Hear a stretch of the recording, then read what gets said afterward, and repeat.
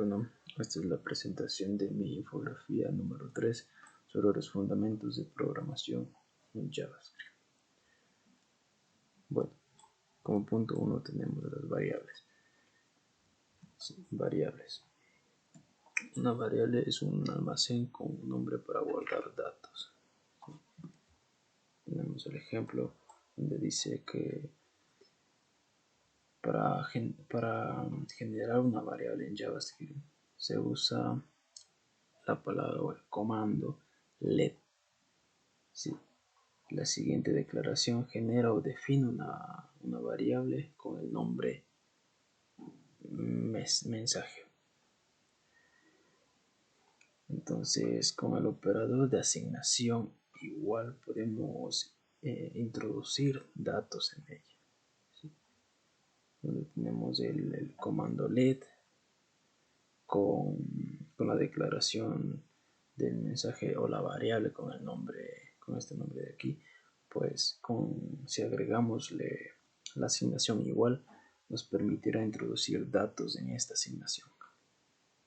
Como podemos ver, ya tenemos el nombramiento de las variables. En el nombramiento de las variables debemos tener en cuenta que el nombre únicamente puede incluir letras, dígitos y los símbolos siguientes.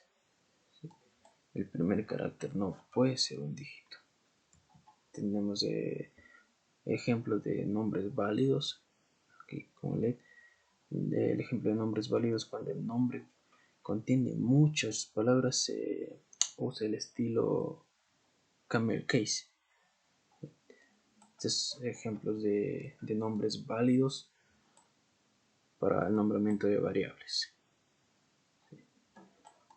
Tenemos las constantes. Para declarar una variable constante se utiliza const, simplemente el código const. También existen las constantes mayúsculas y en resumen podemos decir que let es la forma moderna de declarar una variable. ¿Sí? Var es de la vieja escuela. De la manera antigua podemos decir que se declaraba una variable, se declara una variable. ¿Sí? Y const es como el let prácticamente, pero el valor de la variable no puede ser alterado, o sea, no puede cambiar. A comparación de let, pues const no puede cambiar la variable, si no puede ser alterado. En pocas palabras, tenemos el punto número 2, que son los tipos de datos. Un valor en JavaScript siempre pertenecerá a un tipo de dato determinado. En este caso tenemos 8 tipos de datos. El number, que es para números de cualquier tipo, enteros o de punto flotante. Bishing, que son para números enteros de lenguaje de longitud arbitraria. String, que son para cadenas. Y una cadena puede tener 0 o más caracteres. No hay un tipo especial para un único carácter. Siempre es de 0 o más, o sea, digamos de 0 para arriba los caracteres. Un define, que es indefinido en español para valores no asignados. Un tipo independiente que tiene un único valor. Null para valores desconocidos. Boolean para verdadero y falso. True, false. Symbol, que es para identificadores únicos. Y object para estructura de datos complejas. Tenemos el punto 3, en el cual tenemos las interacciones con el alert, prompt y confirm. Tenemos alert, que es el que muestra un mensaje y espera que el usuario presione aceptar. Igual tenemos el ejemplo. Sí, esta mini lámina, mini ventana con el mensaje se llama ventana modal. Esta es una ventana modal.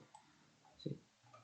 Digamos, en el prompt, por ejemplo, en el prompt, la función prompt acepta los argumentos. ¿Sí? Muestra una ventana modal con un mensaje de texto con un campo de entrada al visitante y los objetos OK y cancelar. Digamos que título es el texto a mostrar en el usuario y default es un segundo parámetro opcional. ¿Sí? Tenemos el confirm, la sintaxis del confirm. La función confirm muestra una ventana modal con una pregunta y dos botones OK y cancelar. El resultado es true o verdadero si pulsa OK y false o falso en caso contrario. En resumen podemos decir que alert es el que muestra el mensaje. Prompt muestra un mensaje pidiendo al usuario que introduzca un texto. Y confirm muestra un mensaje y espera que el usuario pulse OK o cancelar.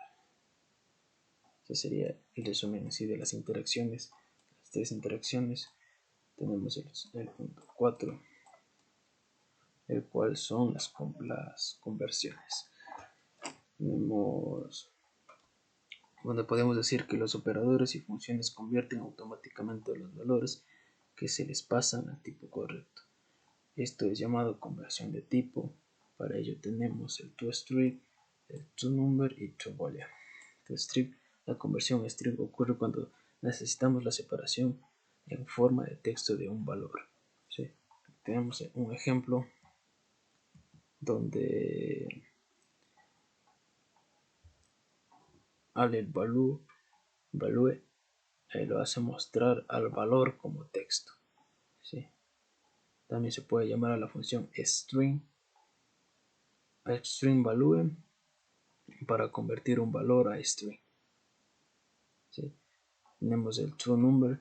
La conversión numérica ocurre automáticamente en funciones matemáticas y expresiones. Simplemente en funciones matemáticas y expresiones. Como podemos ver en el ejemplo mismo, cuando se divide en valores o no numéricos usando el símbolo o la barrita, está aquí.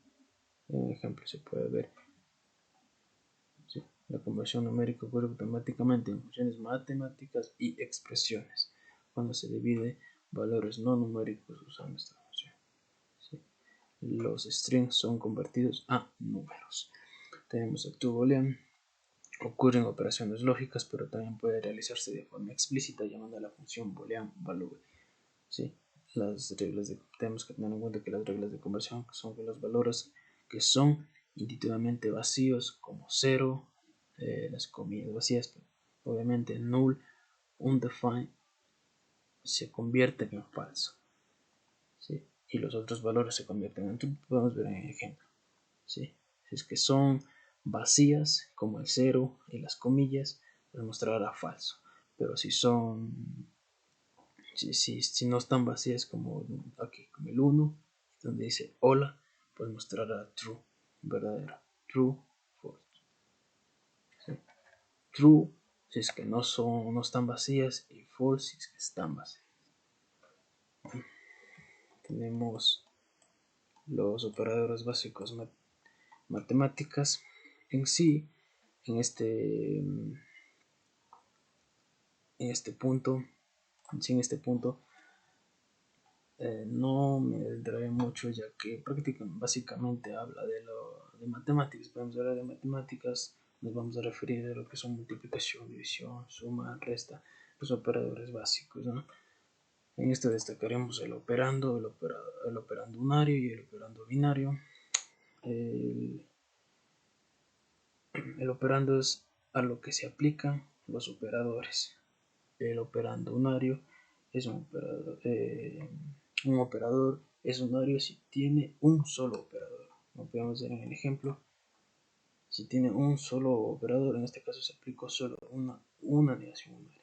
Entonces es un operador unario.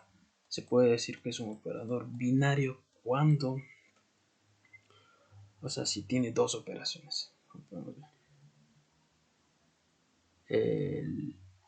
El binario negativo resta dos valores, entonces es un operador binario. fácil de distinguir. Recuerden si es 1 es unario, como dice la misma palabra, si es 2 binario. ¿Sí? Tenemos también operadores como el resto y la exponenciación. No me entraré a eso ya que lo iremos viendo durante el transcurso del curso. ¿Sí? Tenemos el punto 6, que son las comparaciones. En JavaScript se escriben así. Básicamente tenemos que saber que existen muchos operadores de comparación dentro de JavaScript, los cuales nos sirven para comparar cualquier tipo de variables utilizando los operadores y comandos de manera correcta. ¿Sí? Damos un ejemplo donde nos muestra que 2, una alerta donde nos muestra que 2 es mayor que 1. ¿Sí? Y otra alerta donde dice 2 igual 1. El igual significa una comparación. ¿Sí? Digamos, prácticamente está comparando el 2 con el 1. Entonces mostrará falso porque obviamente si comparamos 2 con el 1 no son iguales. ¿Sí? En el de acá tenemos un signo de exclamación y un igual, el cual es una anotación. ¿Sí? Está haciendo una distinción del 2 con el 1, donde mostrará verdadero. ¿Por qué? Porque el 2 es distinto de 1. Como podemos ver aquí, es una anotación. ¿Sí?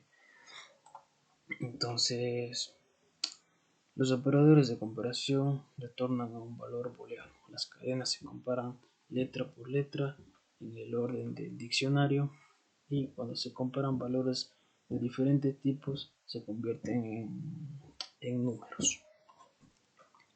Tenemos el punto 7, cuál es la ejecución de la condición if, del if en sí.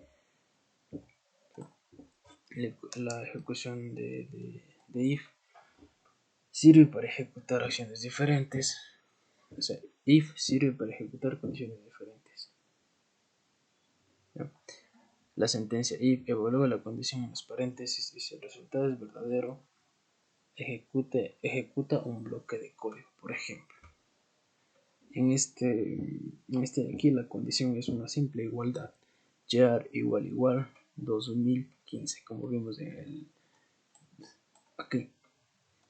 Igual significa una comparación. No sé, si queremos ejecutar más de una sentencia, debemos inserir nuestro bloque de código entre llaves. Si queremos mostrar 1, 2, 3, 4 las sentencias que queramos, pues cada una de ellas deberemos inserir en llaves. ¿Sí?